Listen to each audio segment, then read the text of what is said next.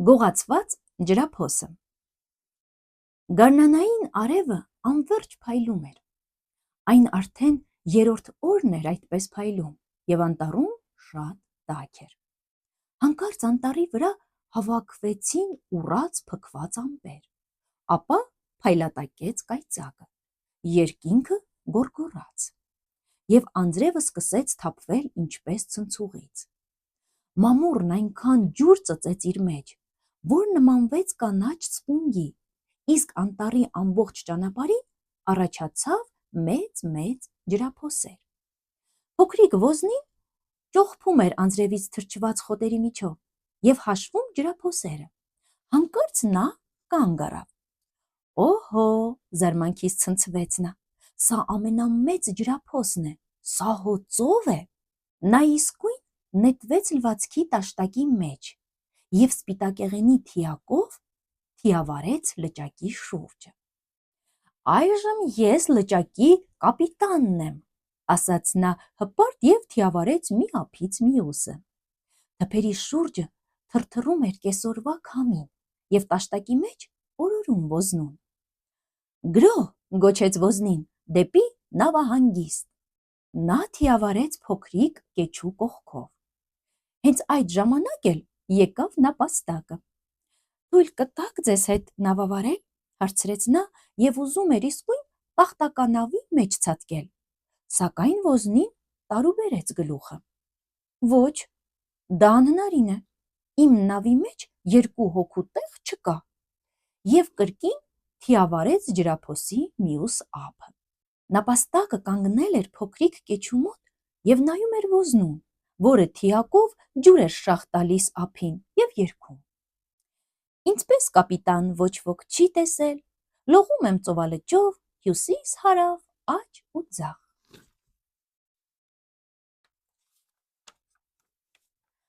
Այդ ժամանակ կանչեց մայր ոզնին եւ փոքրիկ ոզնին ուզեր թե չուզեր պետք է գնար ճաշելու։ Թիակս վերցնեմ հետս, ասաց նա եւ նապաստակի կողքով սլացավ տուն։ Նա կերավ թմբլիկ, փքված ձվածեղ եւ շատ մորի։ Մի թռչուն եկավ կանգնեց փշուրների վրա ու կշտացավ։ Այժմ ես մի կուշտ կապիտան եմ, ասաց ոզնին, վերցրեց թիակը եւ հետ վազեց լճափ։ Նա զարմանքից կանգ առավ։ Տաշտակն ընկած էր անտառի ճանապարհի ուղիղ մեջտեղը։ Ուր է իմ լճակը, գոչեց նա եւ թրմփաց ընկավ անտառի ճանապարհին, փոքրիկ կեչու մոտ։ Այնտեղ նստած էր նապաստակը եւ հրճվում էր։ Այժմ դու կարող ես անտառի ճանապարհով գնալ զբոսանքի։ Ոզնին կատաղեց եւ թիակը խփեց գետնին։ Դու գողացել ես իմ լճակը, դու այն չորացրել ես։ Նապաստակը թափահարեց ականջները։ Ես չեմ գողացել լճակը, այն ինքն իրեն է անհետացել։ Ստում ես,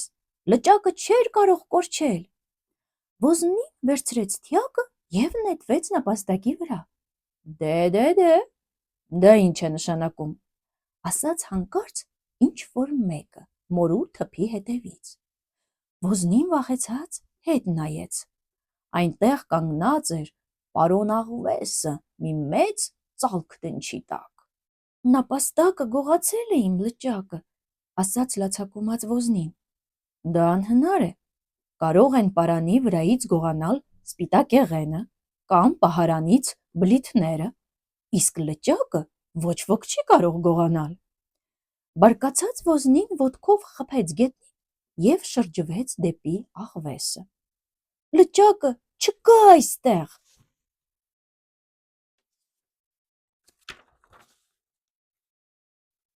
Միգուցե մամուռների մեջ է թաքնվել։ Ստում ես,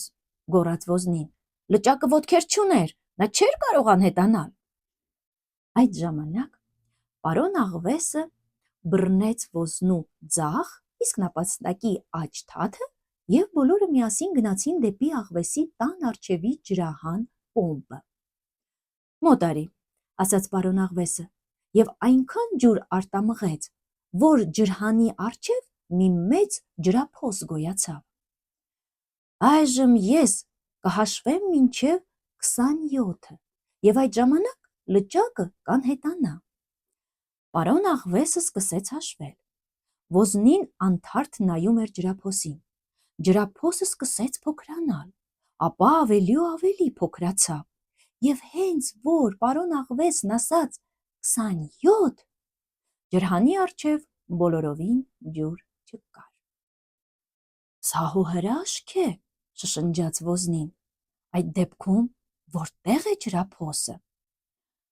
Պարոն աղվեսը ծիծաղեց, այն կրկին հողի մեջ է ծծվում, դա ջրափոսի սովորությունն է։ Տեսնում ես, ես ջրափոսի գող չեմ, ասաց նապաստակը։ Ներեցեք, Ոզնին մի ոտքից հենվում էր մյուսին։ Սպասիր, ես ջրափոսը կրկին վերև կհանեմ, եւ մենք կթողնենք, որ կեղևանավակները լողան։ Նա վերցրեց մի սուր փայտ եւ սկսեց խորը փոս փորել։ Դա ինչի համար է, հարցրեց պարոն աղվեսը։ Ես ճիշտ այնպիսի մի ջրափոս կունենամ, ասաց Ոզնին, եւ շարունակեց փորել, ու ավազը շաղ տվեց շուրջը։ Դա շատ հեշտ է։ Պարոն աղվեսը անցավ Ոզնու կողմը եւ սկսեց ջուր մղել, իսկ ջրափոսը սկսեց մեծանալ ու մեծանալ։ Ապա պարոն աղվեսը վազեց տուն եւ անտառային թերթից պոկեց մի մեծ նավակ։ Ոզնին ամենուր նորանոր ջրափոսեր լցրեց։ Նապաստակը դարձավ թերթերանավակի կապիտան, իսկ պարոն աղվեսը սպիտակեղենը կախեց իրիկվա քամու դիմաց, եւ բոլորը գոհ էին ու